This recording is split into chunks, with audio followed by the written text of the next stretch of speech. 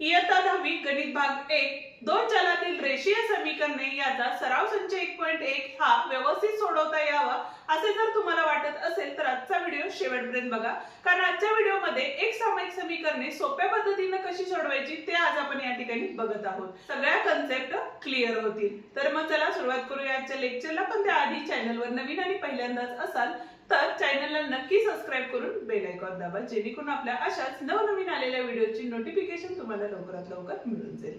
बघूया पहिलं गणित काय घेतलंय आपण. तर या ठिकाणी बघा 3x + 2y = 29 आणि 5x - y = 18 हे गणित घेतलेलं आहे. आता दोन चलातील रेषीय समीकरणे म्हणजे काय, तर यामध्ये बघा एक तर कुठलीही दोन चल असतात आणि दुसरी गोष्ट त्या चलांची जो घात असतो किंवा आपण त्याला काय म्हणतो कोटी म्हणतो ती किती असली पाहिजे, एक असली पाहिजे. त्या समीकरणालाच आपण काय म्हणणार आहे तर एक सामायिक समीकरणे असे म्हणणार आहे. ठीक आहे, किंवा चलात रेषीय समीकरणे असं आपण म्हणतो. ठीक आहे, दोन चलातील रेषीय समीकरणे असं म्हणतो. ठीक आहे, आता समीकरणांचा जर आपण विचार केला तर या ठिकाणी बघा 3x + 2y = 29 आहे आणि दुसरं समीकरण म्हणजे याला नंबर 1 दिला.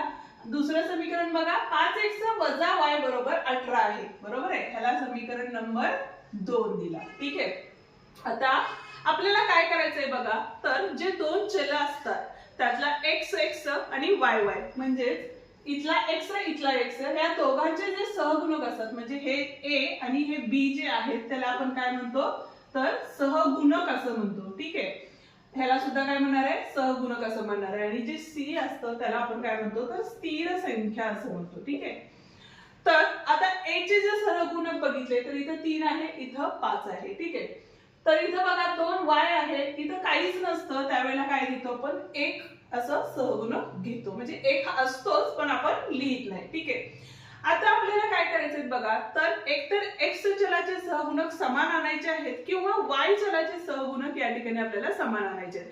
आता या गणितात सोपं काय पडेल आपल्याला, तर इथं एक असल्यामुळे या पूर्ण समीकरणाला जर इथल्या दोन्ही म्हणजे दोन्ही जर गुणलं तर इथला y चा सहगुणक काय होईल बेके बे म्हणजे दोन्ही. बरोबर आहे, म्हणजे या ठिकाणी आपण काय केलं बघा, तर समीकरण 2 ला कितीने गुणले 2 ने गुणू. ठीक आहे, हे दोन समीकरण आहे त्याला 2 ने गुणलं. आता इथं बघा काय केले 2 × 5x वजा 2 × y बरोबर 2 × 18 किंवा 18 × 2. आता गुणाकार करून येणारा समीकरण काय होईल बघा 5 दोन्ही 10x वजा 2y बरोबर 18 दोन्ही किती झाले 36 झाले. समीकरण नंबर 3. आता समीकरणाचा कुठला विचार करायचा, तर आपण काय केलं 2 ला गुणलं त्यामुळे या समीकरणाचा विचार सोडून द्यायचा. आता राहिलेले समीकरण कुठलं आहे पहिलं आणि तिसरं आहे. ठीक आहे, आता त्याच्यानंतर काय बघायचं बघा चिन्ह बघायची. जर चिन्ह काय असतील धन ऋण किंवा ऋण धन असेल अशा वेळेला आपल्याला काय करायचे आहे तर बेरीज करायची. कधी ज्या वेळेला चिन्ह ही काय असतील विरुद्ध असतील त्यावेळेला. ठीक आहे, ज्या वेळेला वजा वजा किंवा अधिक अधिक असेल त्यावेळेला आपल्याला काय करायचंय वजाबाकी करायची असते. हे आपले नियम आहेत ठराविक, ते लिहून घेत जावा तुम्ही. जसं जसं आपण एक्सप्लेन करत जातो तसं तसं तुम्ही जर लिहून घेत गेला तर तुम्हाला गणित शिकायला सोपं जाईल. ठीक आहे, आता काय होईल बघा इथलं वजा चिन्ह आहे इथलं अधिक चिन्ह आहे. बरोबर आहे, ज्या वेळेला अधिक आणि वजा असतं त्यावेळेला आपण काय करतो बेरीज किंवा वजा अधिक किंवा अधिक वजा असेल दोन्ही चिन्ह वेगळी वेगळी असतात त्यावेळेला आपल्याला बेरीज करायची आहे. कशाची बेरीज करणार आहे तर समीकरण 1 व 3 ची बेरीज करणार आहे.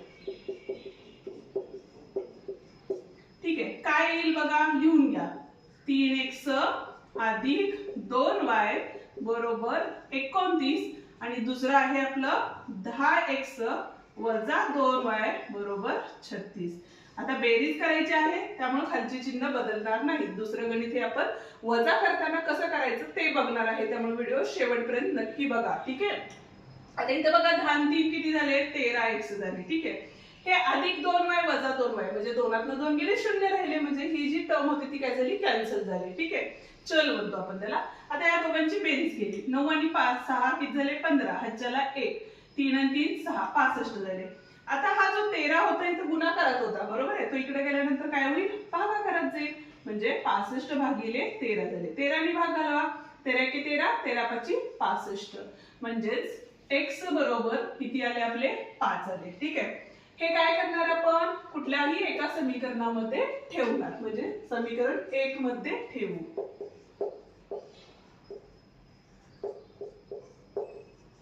काय होईल बघा इथं 3x 3x आहे. x ची किंमत किती आहे 5 आहे म्हणजे जिथं x आहे तिथं ती किंमत आपल्याला ठेवायची असते. ठीक आहे.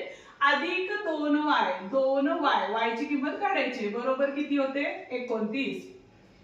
इथं काय आहे गुणाकार आहे किती झाला बघा 3 × 5 = 15 अधिक 2y बरोबर 29. हे 2y इथंच राहिले हे 15 अधिक होतं बरोबर चिन्हाच्या दुसरीकडे गेलं की ते वजा होतं म्हणून इथं काय झाले बघा आपले 29 - 15 झाले म्हणून 2y बरोबर इथं किती येईल बघा 9तनं 5 गेले 4 राहिले 2तनं 1 गेले 1 राहिले. आता y बरोबर हे 14 तसेच राहिले 2 गुणाकारात होते इकडे गेल्यानंतर भागाकारात गेले भाग घालवला तर y बरोबर बेसाती किती झाले तर 14 आले म्हणजेच उकल ही आपली काय असणार आहे उकल लिहिताना आधी x संख्या लिहितो आणि नंतर y चे लिहितो म्हणजेच काय असणार आहे बघा x किती आला होता आपला 5 आला होता आणि y किती आला होता तर 7 आला होता. ठीक आहे. ज्या वेळेला आपण गणित सोडवून देत असतो त्यावेळेला पॉज करून गणित लिहून घ्या किंवा स्क्रीनशॉट काढून गणित लिहून घ्या जेणेकरून तुम्हाला परत एकदा समजून जाईल. ठीक आहे. नुसते व्हिडिओ बघून गणित समजणार नाही. जाऊया आता दुसऱ्या गणिताकडे ज्यामध्ये वजाबाकी असेल तर चिन्ह कशी बदलतात हे बघूया. ठीक आहे. आणि त्याच पद्धतीने सराव संच 1.1 आणि 10वीचे सर्व व्हिडिओ आपण आपल्या चॅनलवरती अपलोड केलेले आहेत त्याची लिंक खाली डिस्क्रिप्शन मध्ये आहे एकदा बघू शकता आणि सगळे सराव संच सोडवू शकता जेणेकरून तुम्हाला जी तुम्ही 10वीची एक्झाम 2027 ला देणार आहे ती एक्झाम एकदम सोपी जाईल. ठीक आहे. जाऊया पुढच्या प्रश्नाकडे. दुसरं समीकरण काय दिलेलं आहे बघा या ठिकाणी 3x - y बरोबर 2 दिलेलं आहे आणि 2x - y बरोबर किती दिलेलं आहे 3 दिलेले आहे. ठीक आहे. आता सहगुणकाचा विचार केला तर इथं काही नाही इथे एक आहे इथं सुद्धा एक आहे म्हणजे इथं कुठल्याही संख्येने एकमेकांना गुणायची गरज नाही. ठीक आहे.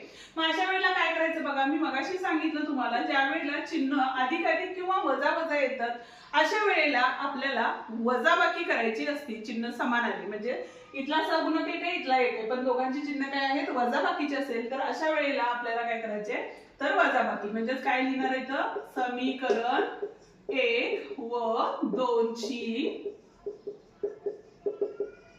वजाबाकी करू. ठीक आहे. आता काय होईल बघा इथं तर इथं आले आपले 3x - y बरोबर 2 आणि दुसरा आहे या ठिकाणी 2x - y बरोबर 3. आता वजाबाकी करायचे त्याच्यामुळे एक गोष्ट लक्षात घ्या इथं जर 3x आणि वजा कंसात वजा 2x असतं तर काय झालं असतं तर या दोघांचा गुणाकार असतो त्यामुळे हे 3x तसेच राहते आणि वजा वजा काय होतं अधिक 2x होतं म्हणजेच काय झालं तर या संख्येचं चिन्ह बदललं म्हणून इथले जे चिन्ह आहेत ती काय होतात बदलतात जिथं अधिक आहे तिथं वजा होणार आहे जिथं वजा आहे तिथं अधिक होणार आहे तिथं अधिक आहे त्यामुळे इथं काय आले वजा झाले. आता विचार करताना काय करायचंय तर खालच्या चिन्हांचा विचार करायचा आहे म्हणजे 3x - 2x म्हणजेच राहिले किती तर 1x राहिले. इथं बघा वजा y अधिक y त्यामुळे हे निघून गेलं बरोबर 2 - 3 म्हणजेच किती आले वजा 1 आले कारण अधिक वजा वजा मोठ्या संख्येचं चिन्ह असतं आणि जर तुम्हाला चिन्हांचे नियम माहिती नसतील तर त्याचेही व्हिडिओ आपण आपल्या चॅनलवरती अपलोड केलेले आहेत लिंक खाली डिस्क्रिप्शन मध्ये आहे. ठीक आहे. तर इथे काय आले बघा x बरोबर हे गुणाकारात होते एकच आहे त्याच्यामुळे राहिलं काय फक्त x बरोबर वजा 1 आले. ठीक आहे. आता काय करू शकतो x बरोबर वजा 1 ही किंमत समीकरण 1 मध्ये ठेवू. कुठलं समीकरण आहे बघा इथं 3x आहे x ची किंमत किती आली आपली वजा 1 आली बरोबर आहे म्हणजे 3 गुणिले वजा 1 वजा y बरोबर 2 हे समीकरण आहे म्हणजे जिथं x होतं तिथं x ची किंमत टाकली आपण. ठीक आहे. गुणाकार केला 3 गुणिले वजा 1 म्हणजे वजा 3 झाले वजा y बरोबर 2. ठीक आहे. आता हे वजा 3 होते इकडे गेल्यानंतर काय झाले बघा तर 2 अधिक 3 झाले म्हणजेच वजा y बरोबर 5 झाले. आता हा वजा 1 असतो तो इकडे गेल्यानंतर भागाकारात जाईल म्हणजे 5 भागिले वजा 1 म्हणजेच किती आले आपले 5 म्हणून y बरोबर -5 या ठिकाणी आलेली आहे. म्हणजेच उकल काय आली आपली, तर x ची किंमत किती आली होती, -1 आणि y ची किंमत किती आली, -5 आलेली आहे. ठीक आहे. हा होता आपला सराव संच 1.1 शी निगडीत असणारा व्हिडिओ.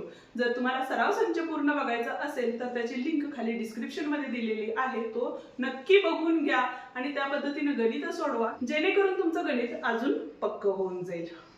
भेटूया उद्याच्या व्हिडिओमध्ये, ज्यामध्ये आलेख पद्धतीनं गणित कशी सोडवायची ते आपण बघणार आहोत. डिस्क्रिप्शन मध्ये दिलेले आपले व्हिडिओ नक्की पहा. धन्यवाद.